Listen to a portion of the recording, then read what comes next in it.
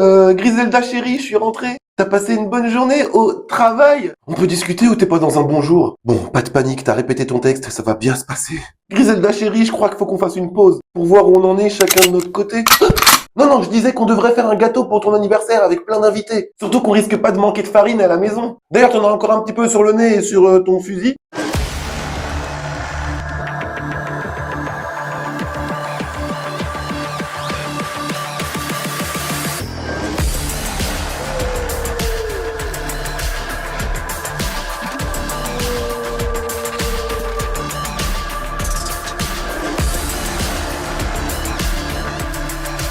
Bonjour et bienvenue dans les critiques Christiques sur Christique TV. Toujours en place? Ça tombe bien, moi aussi. Si tant est que j'ai la mienne sur YouTube. En effet, mes abonnés tombent comme des mouches. Ça fait plusieurs fois que je vois qu'une personne s'abonne pendant une journée et qu'après elle se désabonne. J'imagine qu'une journée c'est le temps qu'il lui faut pour voir que je fais de la marde. Non mais là je crois qu'on va se la jouer Griselda Blanco. Elle, à l'époque, si elle avait créé une chaîne YouTube, crois-moi que personne n'aurait osé se désabonner, sous peine de disparition. Et oui, c'est bien de cette femme fatale au sens très littéral du terme dont on va causer. Griselda, la seule personne qui faisait peur à Pablo Escobar. Rien que ça. C'est lui qui l'a dit, c'est pas moi. Allez, c'est parti!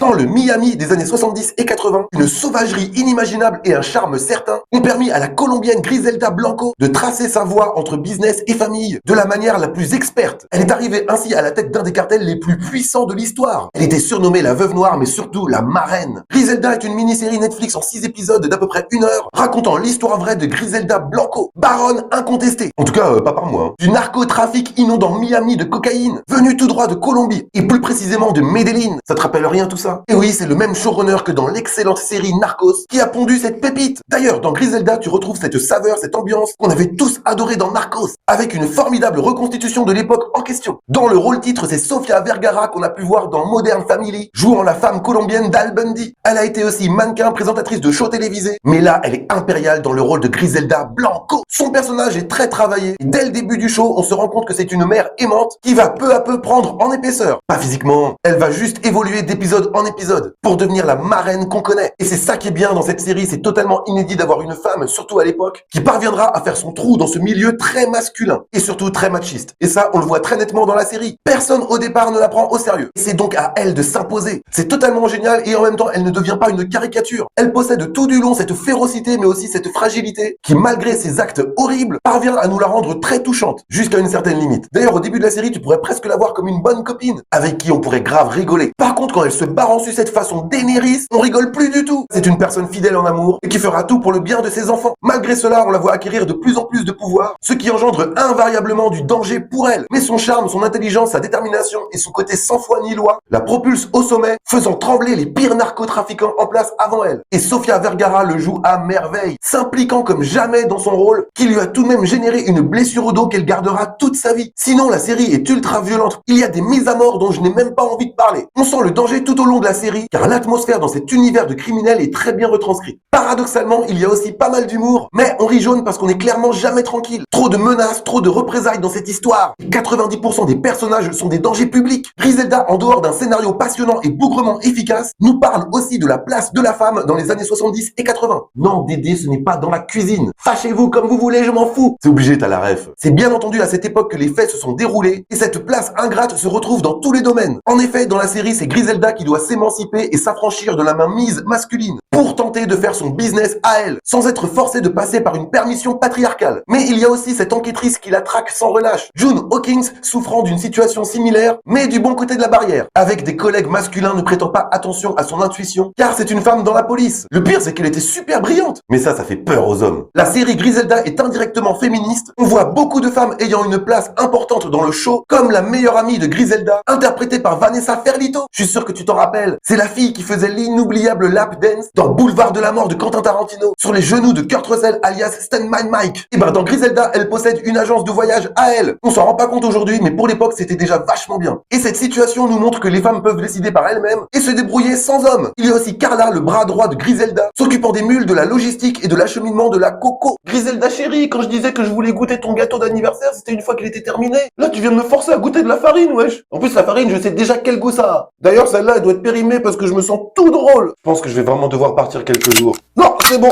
je reste. Par contre, termine ton gâteau, s'il te plaît. Comme je le disais tout à l'heure, Griselda est inspirée de faits réels, puisque la marraine a vraiment existé. Mais ici, on prend quand même des aises avec la réalité, notamment sur l'apparence physique du personnage principal, qui était une énorme consommatrice de crack, bien moins séduisante que Sofia Vergara. Après, la beauté, c'est subjectif, mais quand même. Une part de fiction vient se glisser dans la description de Griselda, même si le tout reste proche de sa vie. Une grande partie de ce que tu vois dans la série, des personnages, des événements, des actions, tout ça est absolument réel. Mais ce qui intéressait le plus le showrunner, c'était de traiter la vérité intérieure de ces personnages. Certains étaient inventés de toutes pièces, comme par exemple cette Carla, mais la plupart étaient réels dans la vie de la trafiquante. De même que l'enquêtrice June Hawkins, qui est encore en vie aujourd'hui et qui a été contactée par la production. Sinon, ce que j'ai beaucoup apprécié, c'est tout ce que doit gérer Griselda dans la série. Comme devoir développer son business, faire montre d'autorité face aux personnes qui voulaient abuser de sa condition de femme, trouver des combines pour supplanter la concurrence, s'occuper de ses enfants grandissants et ne pas se faire choper par les autorités. Ça lui fait des grosses journées. Ça rend la mini-série très stressante et très addictive. On a toujours envie d'en savoir plus sur Griselda, personnage hors du commun. Comme beaucoup, je reconnais être fasciné par tous ces gens qui ne sont pourtant pas de bonnes personnes. Mais comme pour un Pablo Escobar, dont les activités étaient très discutables, on a affaire à des personnes dotées d'une extrême intelligence, de beaucoup de charisme, tout en étant de fins stratèges. Mais ça n'en reste pas moins des criminels sans scrupules. Je pourrais même comparer Griselda Blanco à Pablo Escobar, comme on le ferait pour Superman avec Supergirl. C'est n'importe quoi cette vidéo, Dédé. J'ai comparé Superman et Supergirl avec Pablo Escobar et Griselda Blanco. C'est ça qui fait le charme de mes vidéos.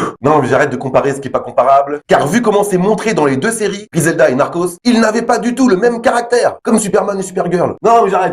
Griselda avait un côté impulsif, voulant de plus en plus de pouvoir, si bien que ça lui est monté à la tête, alors que Pablo Escobar, en tout cas dans Narcos, était tout aussi cruel, mais plus réfléchi et un peu plus calme. Enfin, fallait pas trop le chauffer non plus, sinon c'est... Et contrairement à Griselda, lui ne se droguait pas. Non, lui, il faisait se droguer les autres. Alors que Griselda Blanco se mettait des races à la pipe à crack. Ce qui, j'avoue, n'aide pas beaucoup pour avoir les idées claires. Non, mais promis, c'est pas du vécu. Pour parler de la musique de la série, c'est essentiellement des sons latinos qui nous mettent directement dans le bain. Et c'est plutôt très agréable quand ce n'est pas entrecoupé de coups de feu. Pour conclure, j'ai vraiment apprécié ce biopic magistralement interprété par tout le monde. Ça passe ultra vite et ce n'est pas plus mal car il n'y a pas de bout de gras ni de longueur. C'est pareil, bout de gras et longueur. Le traitement du personnage de Griselda m'a mis très mal à l'aise car c'est fait de manière à ce que tu aies quand même de l'empathie pour elle. On arrive même parfois à comprendre ses intentions. Mais de l'autre côté, elle est ultra dangereuse, très féroce, sans pitié et criminelle notoire. Trop bizarre. En tout cas, mention spéciale à Sofia Vergara qui nous livre une prestation incroyable. Voilà, c'est tout pour moi. J'espère que tu as apprécié cette vidéo. N'hésite pas à laisser un commentaire, un pouce bleu. Sinon, j'appelle Griselda. Abonne-toi à la chaîne si ce n'est toujours pas fait. Active la cloche pour être tenu au courant des prochaines critiques et des prochains avis express. Enfin, suis-moi sur tous mes réseaux, TikTok, Instagram, X, YouTube, Facebook. Et moi, je te dis à très bientôt pour de prochaines critiques christiques. Ciao!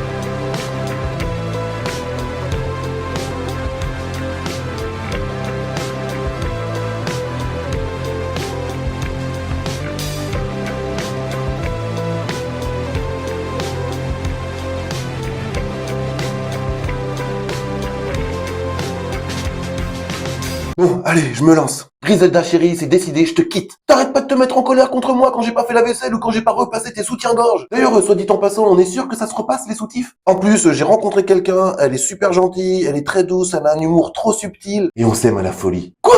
Comment ça tu t'es occupé d'elle? Tu l'as éliminée? Tu veux dire éliminer comme on élimine au tennis? Non mais c'est une blague ou quoi? Tu vois, c'est pour ça que je veux qu'on se sépare. Non mais il y a éliminer et éliminer. Toi tu supportes pas les gens qui respirent. Je m'en vais. Ah, je crois que j'ai des soutifs qui m'appellent pour le repassage.